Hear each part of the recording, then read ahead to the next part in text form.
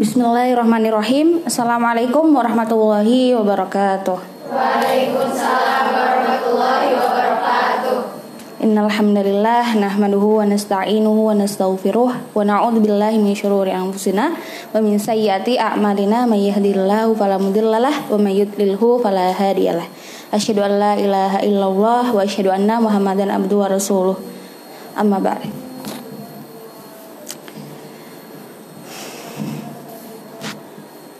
Puji syukur atas kehadirat Allah Subhanahu wa taala yang telah mengumpulkan kita di malam yang insyaallah berkah ini, di malam Ramadan.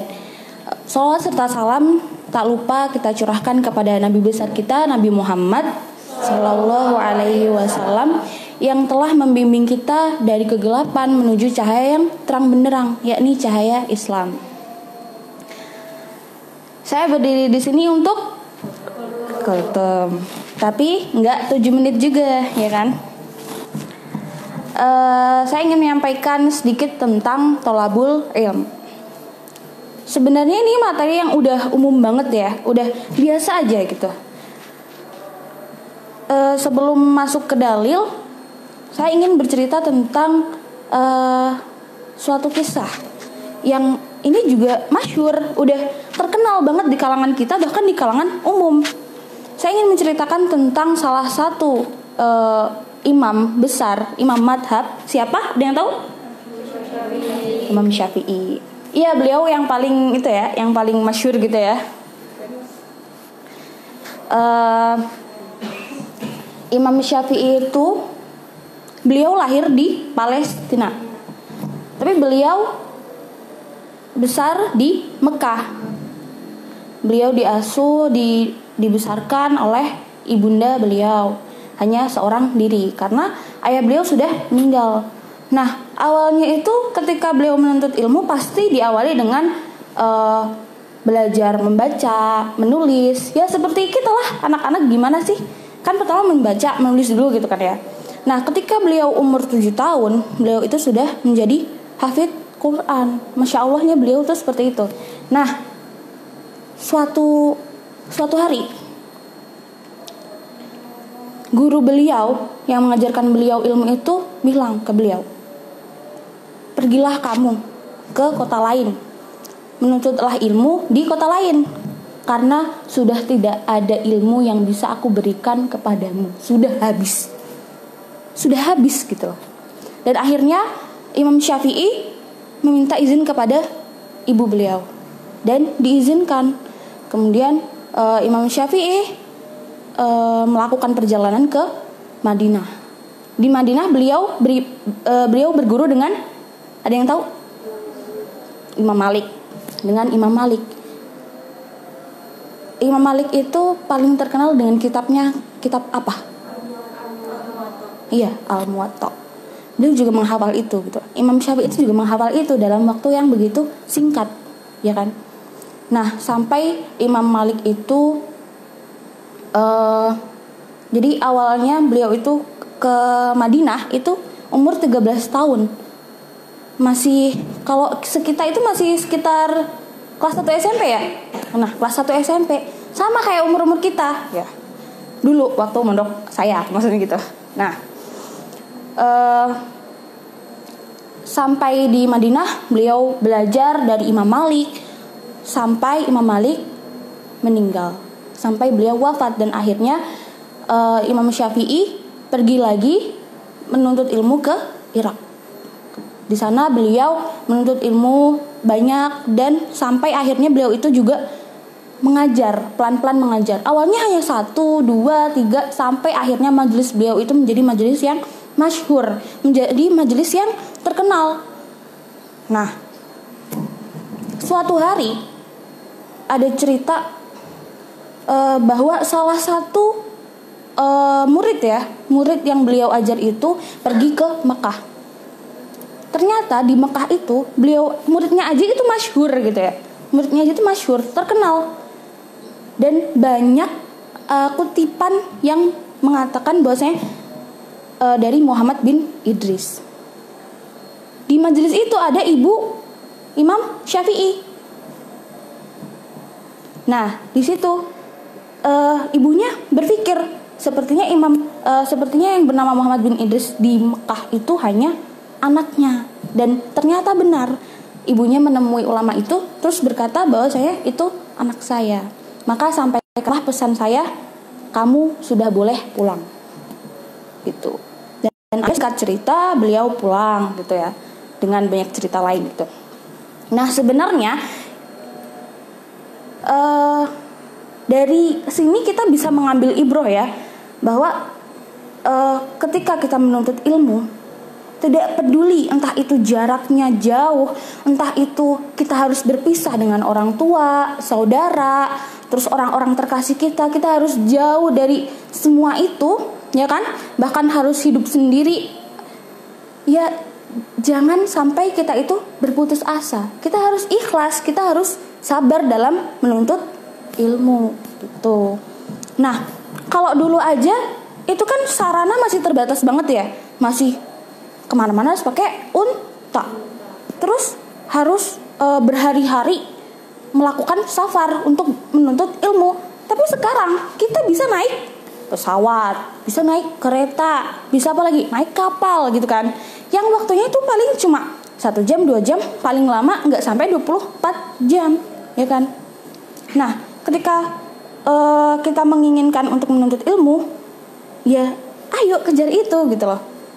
Bahkan di dalam hadis yang diriwayatkan oleh Imam Muslim ya, man salaka tariqan yaltamisu fihi ilman sahalallahu lahu tariqan ilal jannah. Barang siapa yang dia itu salaka tariqan, menempuh perjalanan, melakukan perjalanan untuk menuntut ilmu, maka Allah akan mempermudahkan dia jalan menuju surga. Jadi langkah kita, meskipun langkah cuma sedikit-sedikit, langkah kita dalam menuntut ilmu itu insya Allah berpahala, ya kan? Capek nggak sih menuntut sekolah? Capek nggak? Capek, iya, emang capek gitu. Sedih nggak sih harus jauh dari orang tua? Sedih. Awal-awal mungkin pasti ada yang nangis, aku kangen Umi, aku kangen Nabi, kayak gitu kan ya. Udah biasa, ya kan? Tapi apa lama-lama kita terbiasa. Kita harus menghadapinya dengan ikhlas, dengan sabar, ya kan? Ya seperti itu perjalanan kita menuntut ilmu. Jadi dulu aja yang sarananya aja masih terbatas, itu para ulama, para sahabat, para tabi'in, para tabi'in dan lainnya itu nggak pernah putus asa kan untuk mencari ilmu. Karena dulu itu ketika mencari ilmu itu nggak langsung kayak kita. Kalau kita kan nanti gurunya datang, kita tinggal masuk, belajar, udah selesai gitu kan. Kadang aja kita masih malas-malasan, nanti aja masuknya gitu kan. Mungkin kalau bukan karena poin ya, mungkin pada telat ya. Tapi ya jangan kayak gitu.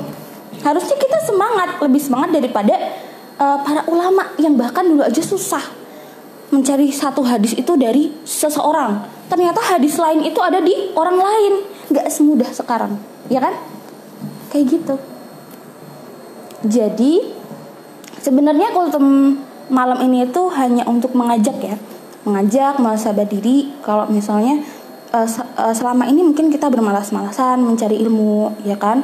Kadang capek nanti aja, males gurunya nggak enak, males ini itu gitu kan. Pasti kita banyak ngeluhnya, ya kan? Nah kita harusnya melihat para orang-orang terdahulu yang lebih susah daripada kita, ya kan? Lebih susah daripada kita ketika menuntut ilmu. Beliau itu tidak pernah mengeluh. Masa iya kita mau mengeluh? Wajar, capek itu wajar, ya kan? Wajar. Tapi suatu perjuangan itu juga membutuhkan suatu pengorbanan. Salah satu pengorbanan yang kita tempuh itu adalah waktu kita, usaha kita, terus keikhlasan kita, kesabaran kita, dan banyak lagi, ya kan? Jadi di sini saya itu ingin mengajak Antuna juga untuk ayo jangan bermalas-malasan ketika menuntut ilmu, ya kan? Bahkan kan thalabul ilm fardhatun ala kulli muslim. Nah kayak gitu, wajib bagi setiap muslim itu untuk menuntut ilmu. Ilmu di sini juga maksudnya ilmu agama. Bukan berarti ilmu dunia nggak penting ya. Ilmu dunia juga, tapi man arada dunya fa alaihi bil ilm wa man arada al akhirah fa alaihi bil ilm wa man arada huma fa alaihi bil ilm. Semua dengan ilmu. Bahkan orang ahli ibadah saja itu lebih afdol orang yang menuntut ilmu daripada orang yang ahli ibadah. Kenapa? Karena ibadah butuh ilmu, nggak sembarangan, ya kan? Nah,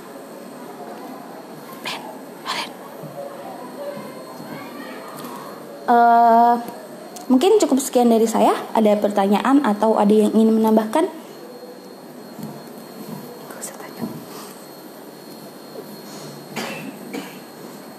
Ada pertanyaan?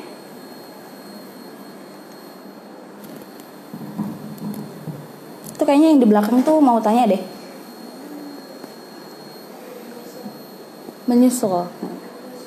Menyusun. Nah, ya. Yang lain ada pertanyaan? Atau ada yang mau menambahkan? Ustazah tuh anak kelas 12 tuh yang insya Allah ilmunya udah mau mumpuni banget ya.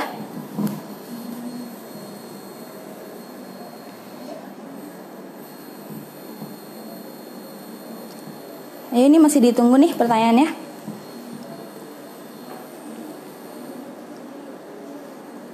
Apa?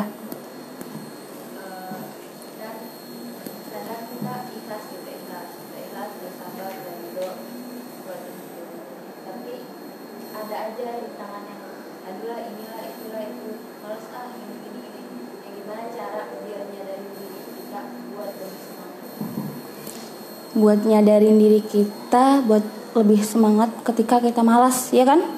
Ya, kesadaran diri. Bener nggak? Coba kita pikir, orang di luar sana banyak dari mereka yang nggak bisa menuntut ilmu, nggak bisa sekolah. Anak-anak yang di bawah kolong jembatan, anak-anak yang di pinggir kota, emang mereka bisa sekolah? Nggak seenak itu. Sekarang sekolah butuh biaya. Ya kalau mereka punya biaya. Sekarang kita nggak ada yang menaungi, nggak ada negara yang menaungi kita. Pendidikan kan harusnya gratis, kesehatan gratis. Tapi sekarang nyatanya nggak ada itu semua, ya kan? Maka kita harus sadar, ya Allah, aku tuh harusnya lebih bersyukur nih. Aku bisa menuntut ilmu, punya guru yang masya Allah, punya teman yang masya Allah, solihah, menuntun kita ke jalannya Allah gitu ya. Ketika kita bermaksiat, mereka mengingatkan. Ya nggak? Ngerasa nggak? Ngerasa kan? Bersyukur harusnya. Berpikir, banyak orang di luar sana yang nggak bisa sekolah. Anak kecil, mereka diajarin membaca, itu mereka udah seneng banget. Banyak di usia kita juga, banyak yang nggak bisa sekolah. Mereka harus bekerja, membanting tulang untuk menghidupi keluarganya. Karena apa? Nggak ada negara yang menaungi kita, ya kan? Nah, kalau kita emang malas, ya berpikir lagi. Kita kayak, janganlah kamu tuh melihat ke atas terus. Sesekali melihatlah ke bawah. Paham nggak?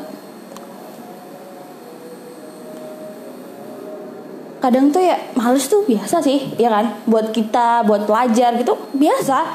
Tapi bagaimana cara kita menyadarkan diri kita sendiri? Apakah kita butuh terhadap ilmu itu atau tidak? Kita butuh untuk apa?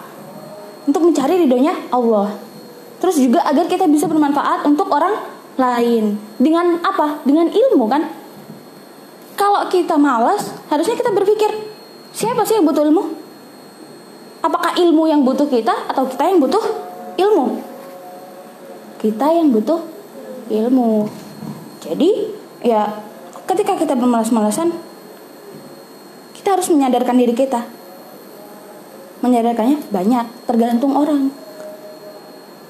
Bagaimana tamparan yang paling keras untuk kamu itu apa? Maka pikirkan itu. Ya kan? Banyak sebenarnya tamparan-tamparan yang keras. Orang-orang dulu susah buat sekolah. Harus pergi ke negeri-negeri yang punya ilmu. Dengan bekal yang terbatas. Dengan kendaraan yang tidak seperti yang sekarang. Tidak secanggih sekarang. Tapi apa? Mereka semangat kan? Ya masa kita males yang udah banyak fasilitasnya.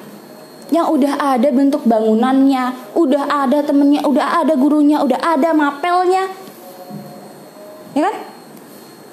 Udah tersusun, semuanya udah tersusun rapi. Masa kita mau malas kayak gitu? Sudah terjawab? Puas? Ya. Ada lagi yang bertanya? Udah ya? Mungkin cukup sekian dari saya. Bila ada kekurangan, maka itu datangnya dari diri saya sendiri. Dan apabila ada kelebihan, maka itu datangnya dari Allah Ta'ala. Wabillahi taufiq wal hidayah. Wassalamualaikum warahmatullahi wabarakatuh. Waalaikumsalam.